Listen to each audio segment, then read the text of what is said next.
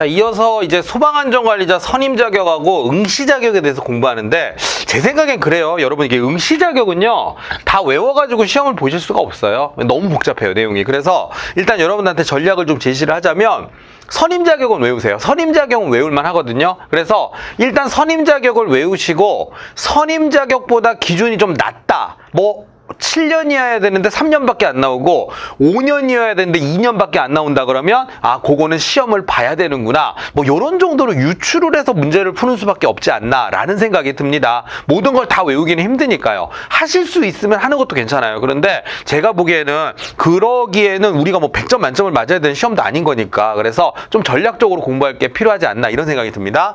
자 그러면 과연 선임 자격만 외워가지고 문제풀이가 가능한가요? 이게 예전하고는 다르게 소방안전관리자 이 자격이 좀 간소화가 됐어요. 그래가지고 외우실만 할 겁니다. 자 보겠습니다. 자 기본적으로 우리 특급은 무조건 외우시는 게 좋을 것 같아요. 이게 시험 문제 내기가 되게 편하거든요. 보겠습니다. 자 소방기술사나 시설관리사 자격증을 갖고 계시는 분은 그냥 기본적으로 특급 소방안전관리자가 될 수밖에 없다. 그러니까 되는 게 가능하다. 이렇게 외우시는 게 좋겠고요. 근데 기사는 5년 이상이고요. 산업기사는 7년 이상이다. 굉장히 좋은 아이디어인 것 같아요. 5년에 두 글자를 더 더하래요. 그래서 7년. 오, 괜찮네요. 그죠? 그래서 7년 이상의 경력이 있어야 된다. 요 두 개가 굉장히 내기가 좋거든요. 그래서 기사 5년, 산업기사 7년. 요렇게 외우는 것도 나쁘지 않고요.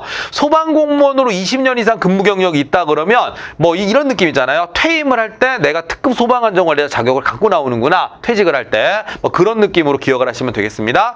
그리고 이거 너무 당연한 거라서 시험에 합격하면 당연히 특급 소방안전관리가 될 수 있는 거잖아요. 그런 느낌으로 보시면 좋은데 그거 이외에 내가 외운 내용이 아니다라고 하는 건 무조건 시험을 봐야 되는 거다라고 생각하면 좋을 것 같습니다. 자, 예를 들어서 1급 소방안전관리자로 5년 이상 실무 경력이 있다라면 시험을 볼 수 있다. 시험을 볼 수 있다고요.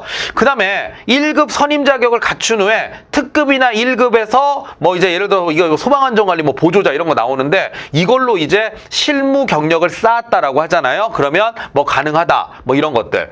원래 20년인데 10년 이상이면 시험을 볼 수 있는 거고 특급 보조자로 10년 이상 실무 경력이 있으면 볼 수 있는 거구나. 그러니까 우리가 이걸 먼저 외우신 다음에 외운 내용 이외의 것이 나온다면 아 이거는 선임 자격이 아니라 응시 조건이구나. 요렇게 우리가 유추를 해서 좀 찍는 방식으로 가는 것도 나쁘지 않다고 생각을 합니다. 그 정도 보시면 되겠고요.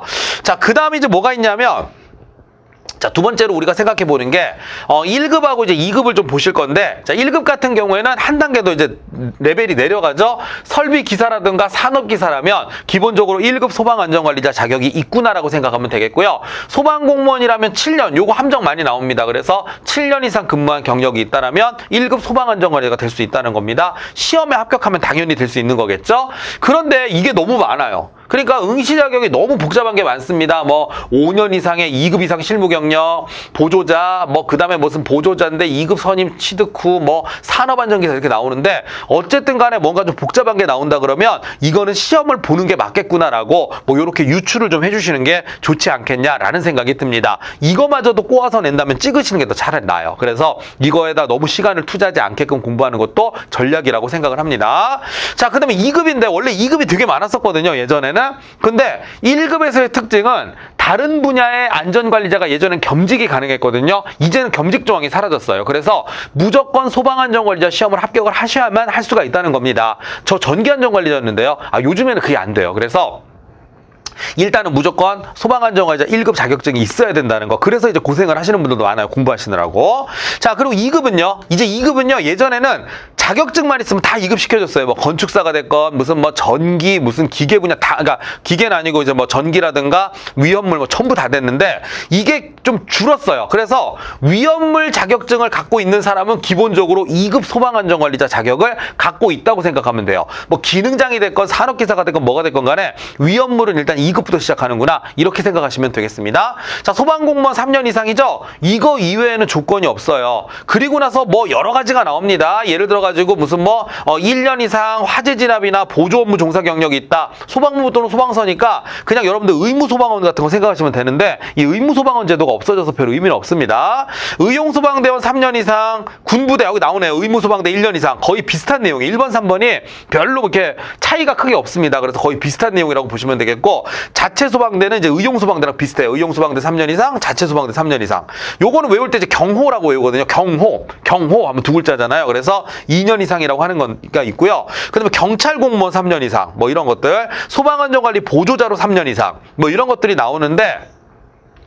외우실 수 있는 선에서 몇 가지 외우는 거는 괜찮습니다. 그런데 잘 못 외우겠다 그러면 앞에 있는 선임 자격 이외에는 전부 다 뭐다? 시험을 봐서 합격을 해야만 될 수가 있겠구나. 뭐 그런 정도로 짚고 넘어가셔도 무리는 없을 거라는 생각이 듭니다. 자, 그리고 3급인데 3급은 정말로 의미가 없어요. 3급은 소방공무원 1년 이상 근무한 경력을 갖고 계신 분 이외에는 전부 다 시험을 통해서 소방안전관리자가 되는구나 라고 생각하면 되는 것입니다. 그래서 이런 정도를 정리를 하시면 되지 않겠냐는 생각이 듭니다. 지나치게 간단하다고 생각하시겠지만 그럼 다 외우실래요? 라고 한다면 또 그것도 이제 시간 안배가 또 안 되니까 일단 요 정도만 가지고 문제를 풀 수 있는지 한번 문제를 통해서 연습을 좀 해보도록 하겠습니다. 내용 볼게요. 자, 보시면은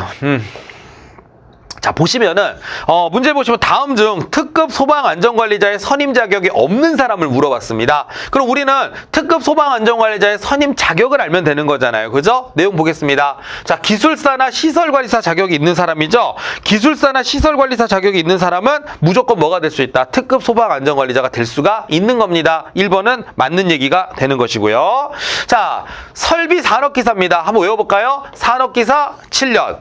기사는요 5년이죠. 이게 틀렸네요. 그래서 산업기사 7년, 기사 5년이니까 5년 이상의 경력이 있어야 된다는 거고 소방공무원 20년 이상 맞네요. 그죠? 요 정도 난이도가 딱 좋다는 거예요. 이렇게 내면 우리는 풀 수가 있다. 근데 요거보다 어렵게 나온다면 조금 고민을 좀 해보는 게 필요합니다. 그래도 찍을 수 있는 확률은 높아지니까요. 그래서 13번에 답은 4번이 되는 것입니다.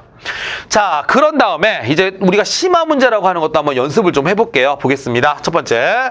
자, 특급 소방안전관리자 선임 자격이 없는 자가 누구냐 그랬습니다. 특급이죠. 자, 기사는 얼마였죠? 5년 이상 됩니다. 소방공무원 얼마였어요? 20년 이상입니다. 10년 이상인 사람은 시험에 합격을 해야 돼요. 그래서 만약에 10년 이상이라고 하더라도 뭐 시험에 합격한 자라고 된다면 그건 가능하겠죠. 근데 그거는 뭐 별로 어려움이 없을 거라는 생각이 들고요.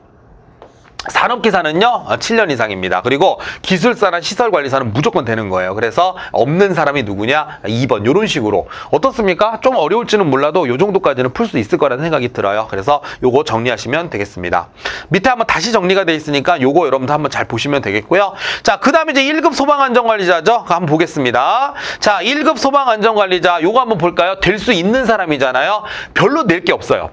이거는 진짜로 될 수 있는 사람밖에 물어볼 게 없는데 근데 될 수 있는 사람도 뻔해요. 설비기사나 설비산업기사, 소방공무원 7년 이상밖에 없죠. 그러니까 이거는 거저먹기입니다. 볼까요? 소방공무원 7년 이상이라고 합니다. 무조건 될 수 있죠. 답은 1번입니다.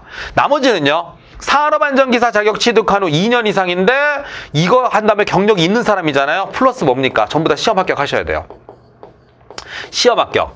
이것도 이건 아마 전기공사, 산업기사 이런 거 이제 없을 거예요. 그런데 만약에 나온다면 어떻습니까? 그냥 시험 합격이라는 말. 잘 모르겠는데요. 넘어가셔도 됩니다. 우리 답하고는 상관없어요.